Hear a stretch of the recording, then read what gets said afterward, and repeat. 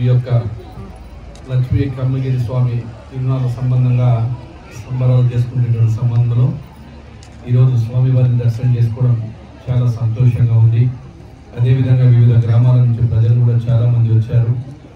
ఇక్కడికి వచ్చిన తర్వాత గతంలో కంటే ఇప్పుడు భిన్నంగా కూడా స్వామి వారికి ఇక్కడ అభివృద్ధి కార్యక్రమాలు కూడా జరిగాయి.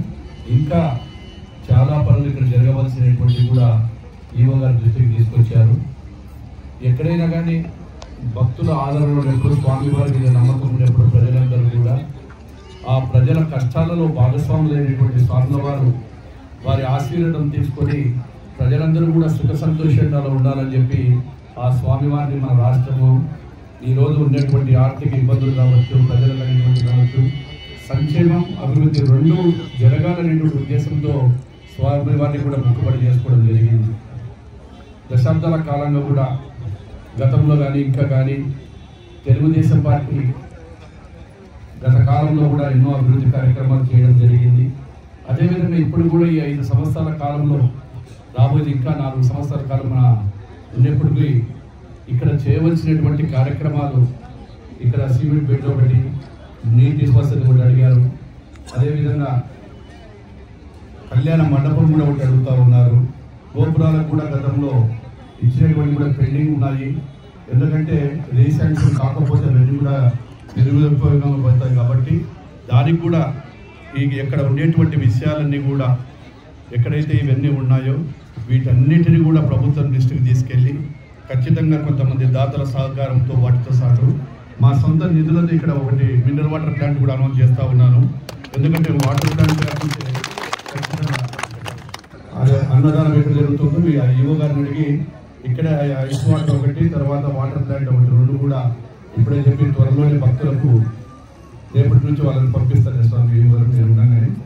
ఎందుకంటే ఇక్కడ చాలా మంది భక్తులు కూడా ఈ మధ్యకాలంలో రావడం జరుగుతూ ఉంది. ముఖ్యంగా ఇక్కడ ఏంటంటే మనకు రవాణా సౌకర్యం లేదు.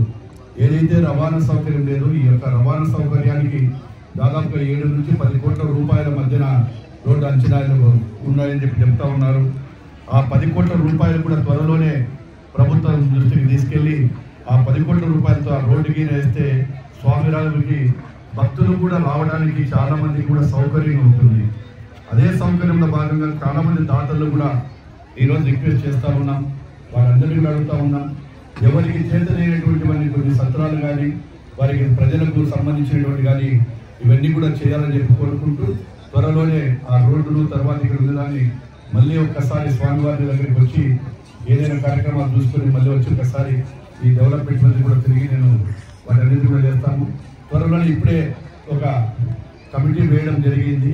త్వరలోనే ఆ కమిటీ ప్రత్యేకంగా మళ్ళీ కంటిన్యూగా ఉండేటువంటి కమిటీ ప్రభుత్వం తరఫు నుంచి ఒక కమిటీని వేసి ఆ యొక్క ఎండోమెంట్ వారి ద్వారా ఖచ్చితంగా కూడా ప్రతి నిత్యము స్వాముల వారికి అంగరంగ వైభవంగా జరిగేటట్టుగా ఎక్కడ లోటుపాట్లు రాకుండా ఆ కమిటీ కూడా పర్యవేక్షిస్తుంది. ఆ కమిటీ సభ్యులు కూడా కంటిన్యూగా ఇక్కడ ఉండి చేయాలని చెప్పి కోరుకుంటా ఉన్నాను. ఇక్కడికి వచ్చినటువంటి భక్తులందరికీ మరొక్కసారి హృదయపూర్వక ధన్యవాదాలు తెలియజేస్తూ సెలవు తీసుకుంటున్నాను. జై లక్ష్మీ నరసింహ స్వామి, జై కమ్మగిరి స్వామి.